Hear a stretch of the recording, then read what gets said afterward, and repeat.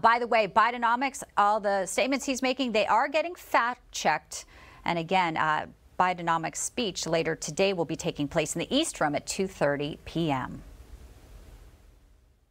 And unlike the last president, in my first 2 years in office, even with all we've done, I'm the first one to cut the federal debt by $1.7 trillion. $1.7 trillion cut.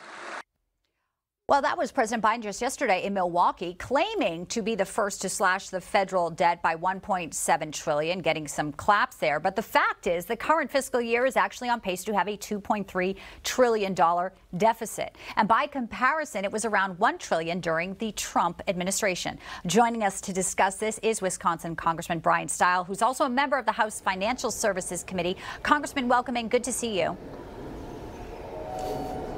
Thanks for having me on.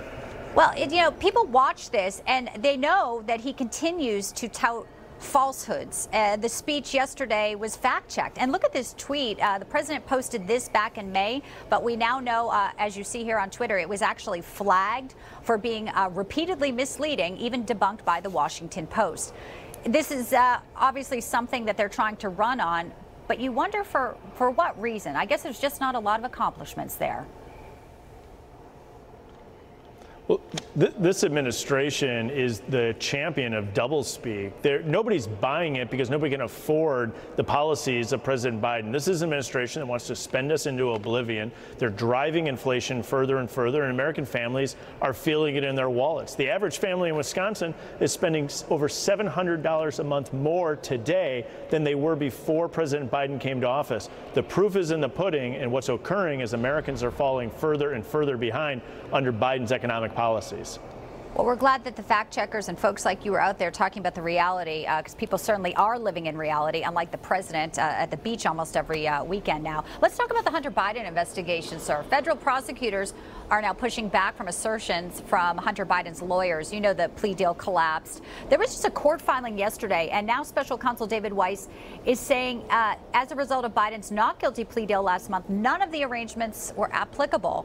What are you hoping now with his special counsel status, even though we had 5 years to investigate Hunter, David Weiss does next? Well, this is where the work of Jim Jordan and James Comer is so absolutely important. Without them and without Republicans controlling the United States House of Representatives, almost none of this would have come to light. Jim Jordan and James Comer are going to continue to get the work done to uncover the facts and actually disclose to the American people exactly what's been going on. I know Weiss was supposed to come in. This may actually put a little bit of a wrinkle in that. Obviously, there's talk of an impeachment inquiry. Where do you stand on that, Congressman Steil?